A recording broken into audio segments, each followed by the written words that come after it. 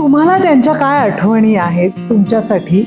आपले वडील इतका मोठा माणूस आहे हे कळल्यानंतर किंवा ते कळायच्या आधी तुमच्या त्यांच्याबरोबरच्या काय आठवणी आहेत? तसं मी आम्ही खूप लहान होतो, म्हणजे ते वाढले तरी मी 8 वर्षाची होते, 7 वर्षाची. आम्ही खूप लहान होतो आणि आमच्या आठवणी म्हणजे आम्ही कधी त्यांना बघत होतो ओळख, ते सतत कामातच असायचे.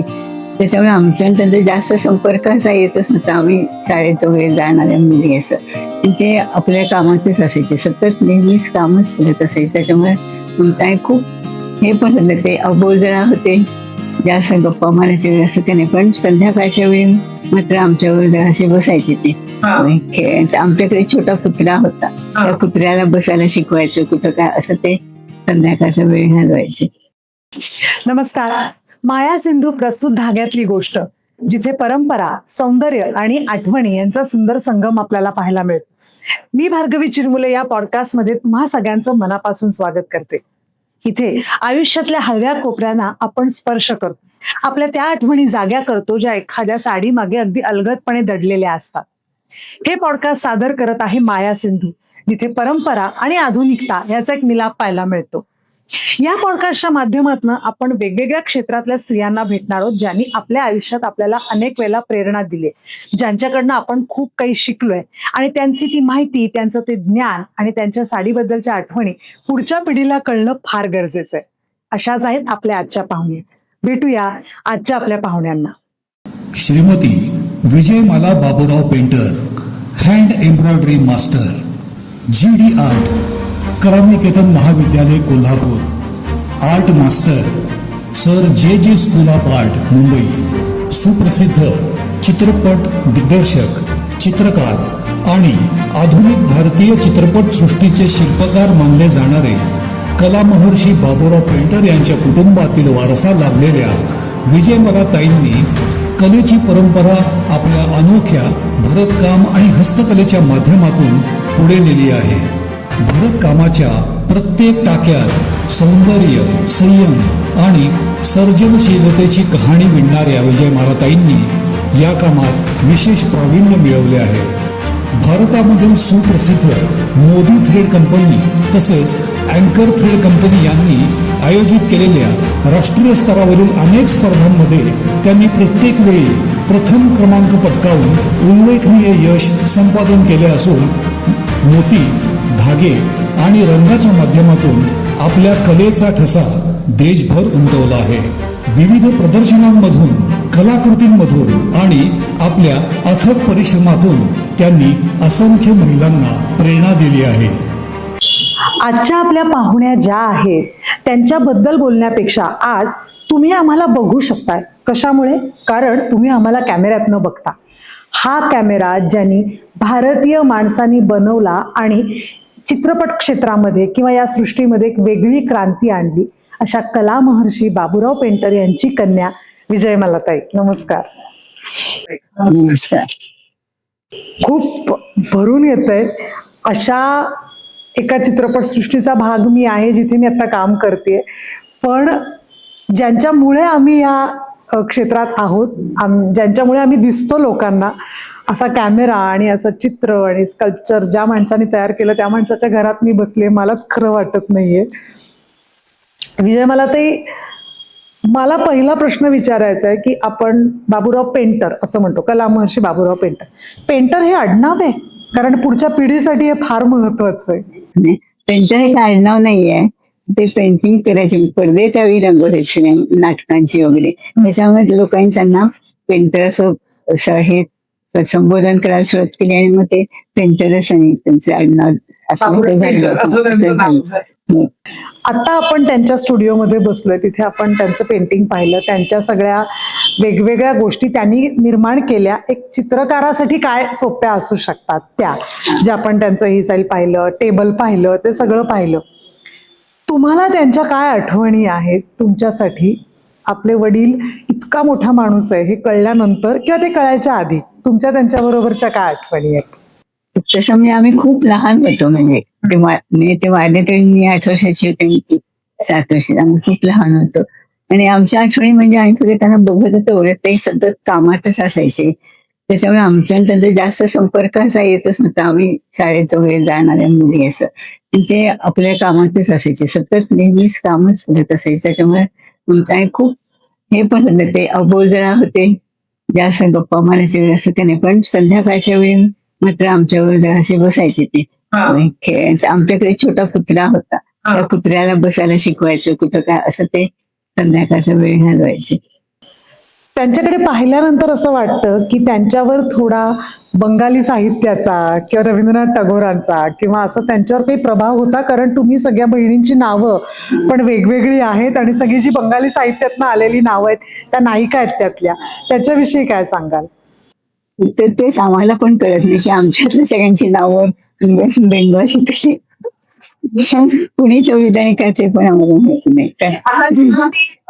माहिती त्या काळात एकदमच नवीन हो तेच ना, तेच आम्हाला आश्चर्य वाटते, ही नावं कशी ठेवलीत आपल्या सगळ्यांची. पण मग आता ही पेंटिंगची कला तुमच्या पुढच्या पिढीकडे कशी आली? म्हणजे कोण काय कसं या क्षेत्रामध्ये कार्यरत आहे आणि कोण काय कसं काम करतं? कशी आली म्हणजे असं काय नाही, म्हणजे आवड सगळ्यांना होती. कोणाकोणाला कशी कशी आवड आहे, कारण ते पेंटरच नाही तर ते कॅमेरा पण त्यांनी चित्रपट निर्माण केले, दिग्दर्शित केले, त्याची आवड कशी कशी कोणाकोणाला आवडतात? पेंटिंगची मात्र आमच्या सगळ्यांनाच होती घरात सगळ्या. पण मोठे रवींद्र होते, ते हुशार होते, सगळे होते, त्यांना खरं सगळ्यांना वाटत होतं ह्यांनी त्यात एखादं सिनेमा डिरेक्ट करावं किंवा वडिलांचं जे होतं ते करावं, पण त्यांना त्यात इंटरेस्ट नव्हता. ते पेंटिंग पोर्ट्रेट आर्टिस्ट चांगलेच होते, नंतर ते काय शिल्पकारच झाले, असं असं त्यांचं हे झालं.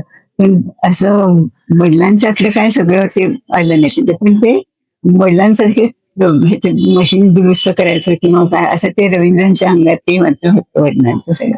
पण ह्यातनं वेगळ्या पद्धतीने कला तुमच्याकडे आणि तुमच्या धाकट्या बहिणीकडे आली, आणि ती म्हणजे एम्ब्रॉयडरीची.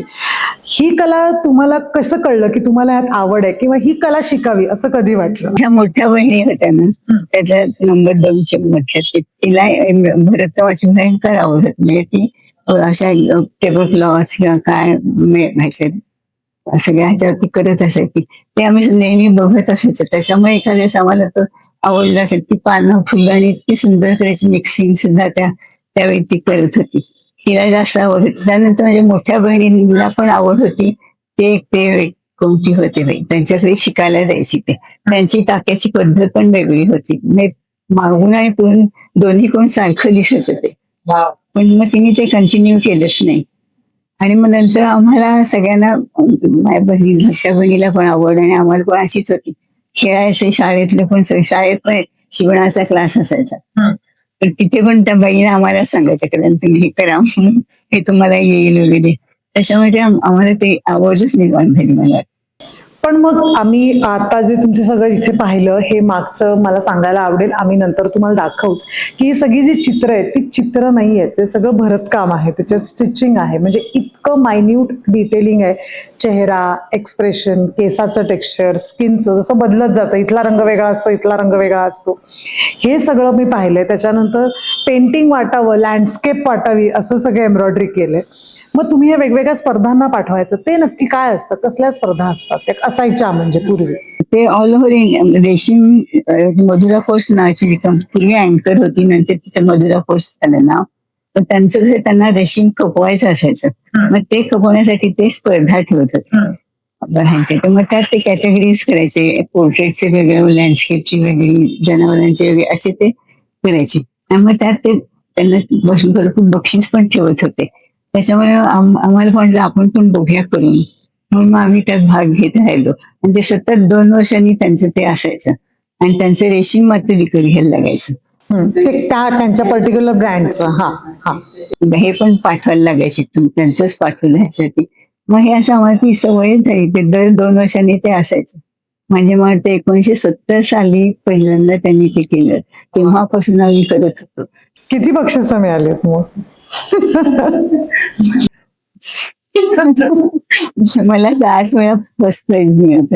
म्हणून तुम्हाला नंतर देणं बंद केलं त्यांनी. ते स्पर्धा नाही संपवली, त्यांना असं झालं तर दुसऱ्यांना मिळालं पाहिजे. पण मला हे तुम्ही जे एक भरतकामाचं काय म्हणूया आपण भरतकामानी रिलेटेड एक पेंटिंग तयार करायचं, ते करायला किती वेळ लागायचा? ते म्हणजे खूप जवळजवळ सकाळी बसत 8 तास तरी बसावंच लागायचं. पण एका वेळेला 8 तास, असं किती दिवस? ते 6 महिने तरी 6 महिने झाले ते पुरायचेच नाहीत आम्हाला ते. पण त्याचा काळ असेल ना स्पर्धेचा. मग काय रात्री सुद्धा आम्ही इथेच बसून दिव्याखाली बसून केलेलं आहे, कारण त्या तारखेच्या आत जायला पाहिजे, नाही तर मग ते येणारच नाहीत ना. आणि ते परत भारताबाहेर जात असेल का? भारतातच, इंडियातच होतो. ओके. भारतावर इंडियातच होते, बेंगलोरला म्हणजे आहे ही फॅक्टरी तिथे. पण आता आज तुम्ही जी ही साडी नेसलीये, त्या साडीची काय आठवण आहे? कारण ह्याच्यावरही मला एम्ब्रॉयडरी दिसतीये. ही काश्मीरी सारख्या पद्धतीची एम्ब्रॉयडरी आहे का नाही? मी माझ्या माहितीप्रमाणे विचारते. ह्याला शॅडो वर्क म्हणतात ना, करताना इकडून करायची ती, पण वापरताना ह्या बाजूने, म्हणजे त्या नुसते शॅडो ह्याची पडली आहे असं हे आहे.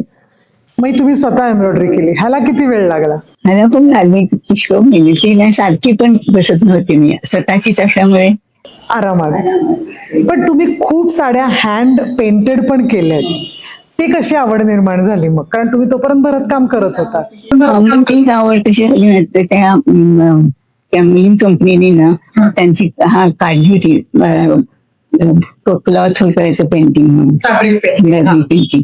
तर मग त्यांनी काय केलं होतं, छोटे छोटे रुमाल आणि हे स्पर्धाच्या पद्धतीने, म्हणजे किती बायकांना इंटरेस्ट आहे किंवा काय बघण्यातही असेल ते, तर त्या रुमाला ते स्वतः डिझाईन द्यायचे आणि आपण फक्त पेंट करून पाठवायचं, असं त्यांचं होतं.